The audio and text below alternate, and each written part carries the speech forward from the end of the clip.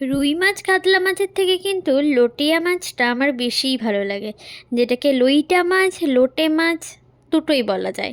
তো আজকে কিন্তু এই আমার ফেভারেট মাছ লোটে মাছের রেসিপি তোমাদেরকে সাথে শেয়ার করব। তো প্রথমে মাছগুলোকে সামান্য পরিমাণে কিন্তু ভাপিয়ে নিয়েছিল, বেশি কিন্তু ভাপালে হবে না কারণ মাছগুলো এমনিই নরম। তারপর নুন দিয়ে কিন্তু ভাপিয়ে নিয়েছিল জলের মধ্যে। তারপরে ওই জলটাকে ছেঁকে নিয়ে মাছের মাঝখানের যে কাঁটাগুলো, যে বড় যে কাঁটাগুলো থাকে সেগুলো কিন্তু ছাড়িয়ে ফেলেছিল। ছোট কাঁটাগুলো কিন্তু মানে কষতে কষতে কিন্তু ওগুলো ভেঙে যায়, ওগুলো গালে লাগে না। আর এদিকে আদা রসুন বাটাটাও মামুনি কিন্তু করে ফেলেছিল। তারপর এদিকে মাছ বাছা আমাদের কমপ্লিট। তারপর একটা কড়ার মধ্যে 2 চামচ তেল নিয়ে তার মধ্যে পেঁয়াজ কুচিগুলোকে দিয়ে দিতে হবে। এতে কিন্তু পেঁয়াজটা একটুখানি বেশিই লাগে। পেঁয়াজ কুচিগুলোকে দিয়ে একটুখানি নুন দিয়ে জাস্ট 1 মিনিটের জন্য মামুনি কিন্তু ঢেকে রেখে দিয়েছিল।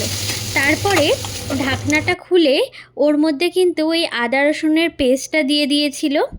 একটুখানি নেড়ে চেড়ে নিয়ে তার মধ্যে একটা গোটা টমেটো দিয়ে দিয়েছিল। তারপর ওর মধ্যে কিন্তু এবার সব মশলাগুলো দিচ্ছিল, হলুদ গুঁড়ো, ধনে গুঁড়ো, জিরে গুঁড়ো, কাশ্মীরি লঙ্কার গুঁড়ো দিয়েছিল। দিয়ে ভালো করে কিন্তু মশলাটাকে কষে নিয়েছিল, মানে কিছুক্ষণের মতো একটুখানি নেড়ে চেড়ে নিয়েছিল। তারপর এর মধ্যে দিয়ে দিয়েছিল এই বেঁচে রাখা লটিয়া মাছটা। তারপর দিয়ে কিন্তু এইটা কিন্তু অনেকটা কষার ওপর ডিপেন্ড করছে যে কতটা পরিমাণে টেস্ট আসবে।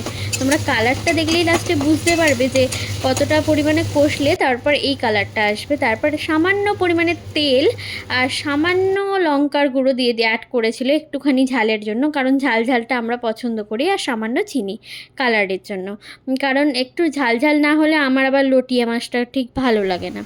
তো দেখতেই পাচ্ছ কীরকম কালারটা এসে গেছে। ঠিক এই রকম কষতে কষতে কালারটা এসে গেলে লাস্টে ধনেপাতা দিয়ে মামুনি নামিয়ে নিয়েছিল আমাদের লইটা মাছ।